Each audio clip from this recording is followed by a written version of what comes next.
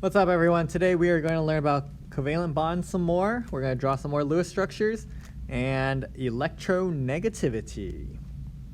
Let's start with some new Lewis structures. So polyatomic ions are something we talked about in the past. And recall that ions, right, that's key term here, means you have more or less electrons than regular atoms, or in this case, molecules. So a positive ion means there are less electrons. When we draw our structures, we're going to take away electrons from the central atom at the very beginning. If it's a negative ion, that means we're going to add some extra electrons. There are additional electrons we need to add. So we're going to do both a positive polyatomic ion and a negative polyatomic ion example together. So let's look at ammonium NH4. Okay? So we'll start with our central atom is going to be nitrogen. And so this plus means that I'm going to take away one electron. So nitrogen would normally have 5 valence electrons, but because of this plus, I'm actually going to remove one of them. So now we've got 4, which is perfect because now we want to bond 4 different hydrogens to this nitrogen. And now that,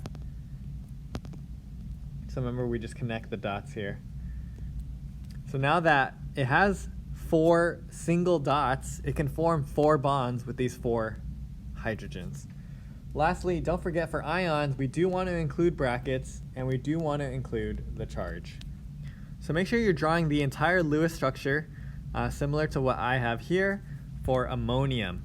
Okay, so again, just to repeat, positive ion, you take away the electron at the beginning from that central atom. Let's try a negative ion. So what does a minus mean? A minus means we're going to add an electron at the very end. Okay? So oxygen has 1, 2, 3, 4, 5, 6 valence electrons. Hydrogen has 1. Okay, fairly simple. We connect the dot. And then since we have that -1 charge, we're going to add an extra electron, and I'm going to put it in red here so you know that I've added it. And then again, with all ions, you want to include brackets and you want to include the charge. So again, you can always check your work to see that all the atoms are happy. So this oxygen has 2, 4, 6, 8 electrons. It's happy.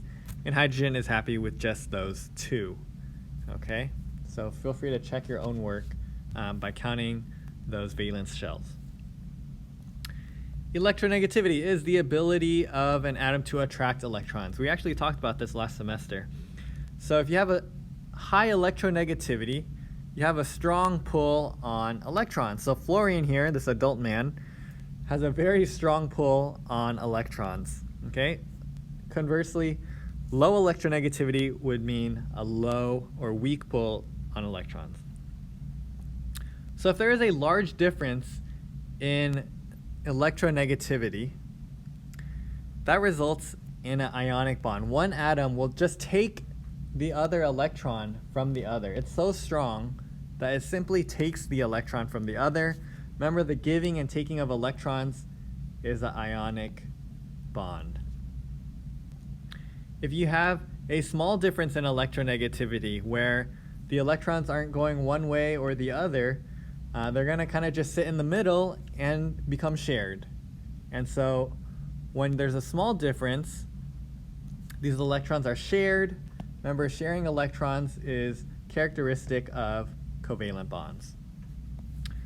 Okay, so it's just a little review slide. You can look over that. So why is this useful? We can figure out the kind of bond based off of the difference in electronegativity. Okay, so here's a little table showing the difference in electronegativities.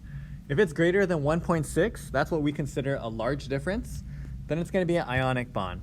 If it's less than 1.6, that's what we consider a small difference. It's going to be a covalent bond.